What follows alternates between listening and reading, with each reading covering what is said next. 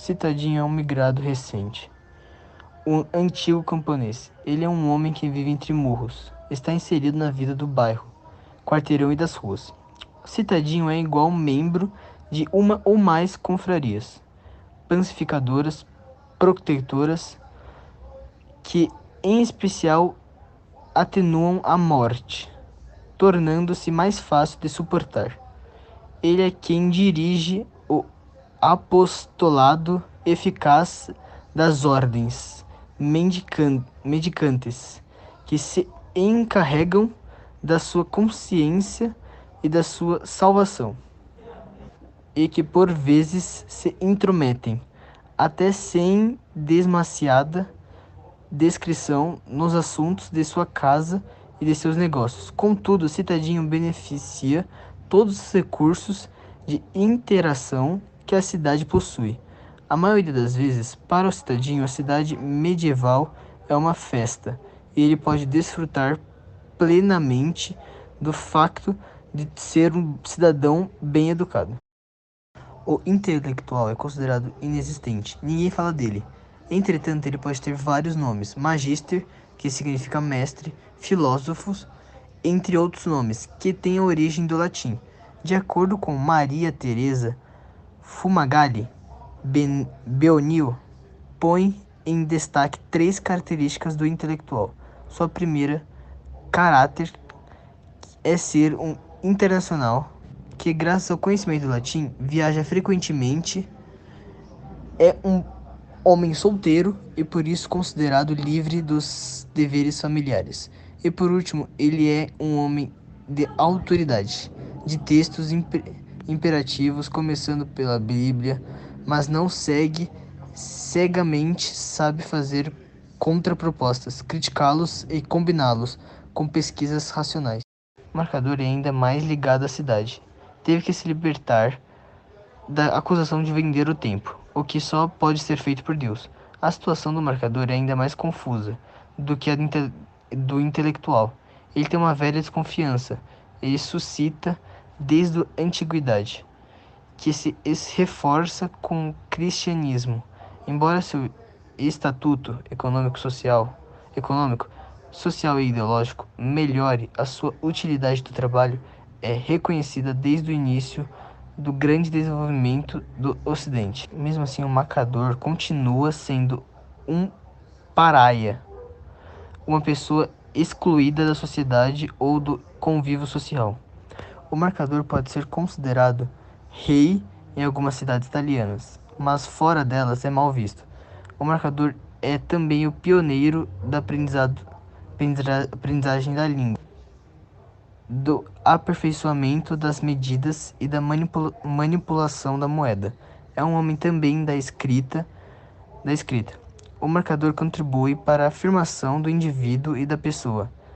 As componentes fundamentais da pessoa humana acrescentam duas novidades: a vocação e o tempo, transformação em objeto de apropriação individual.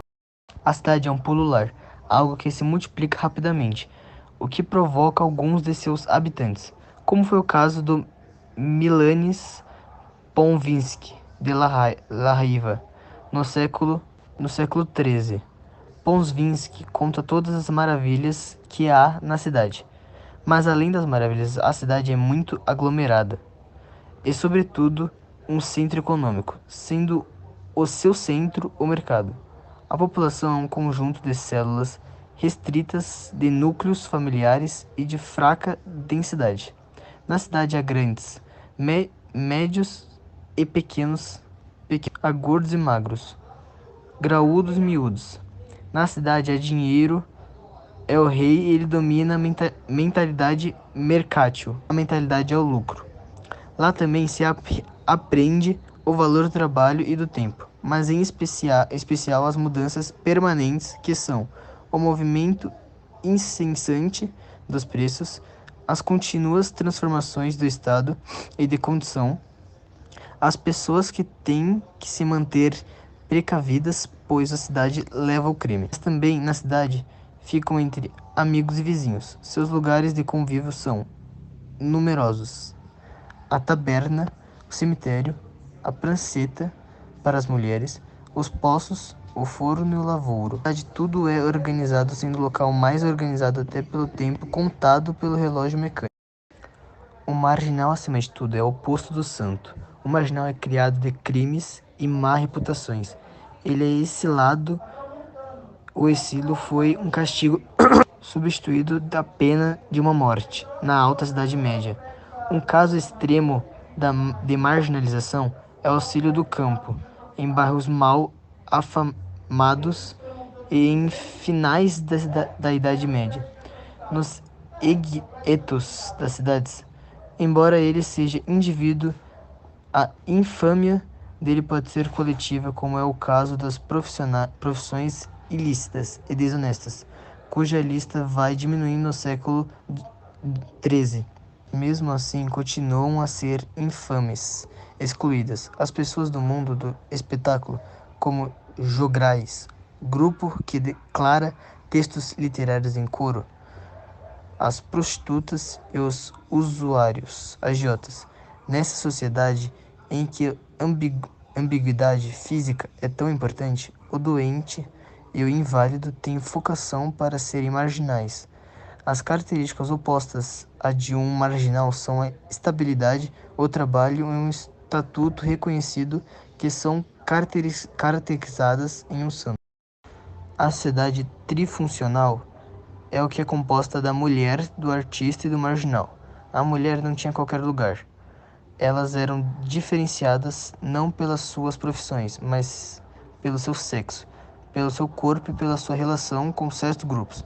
A mulher definida como esposa, viúva ou virgem, foram vítimas das convicções que as famílias e parentescos foram impondo. As informações das mulheres serem dotadas em uma personalidade júri, moral e econômica na Idade Média, raramente era ouvida a voz das mulheres. E na maioria das vezes era as com classes mais altas, Christiane Clesps Zuber, fazia a mulher reviver no seio da família. A mulher é fundamental nas alianças que se contraem no interior da aristocracia feudal.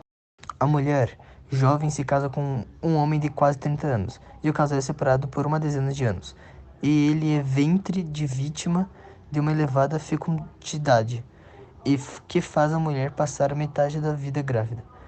Antes de 40 anos, a sua compensação é ter o poder sobre a casa, em que no centro situa o quarto do casal.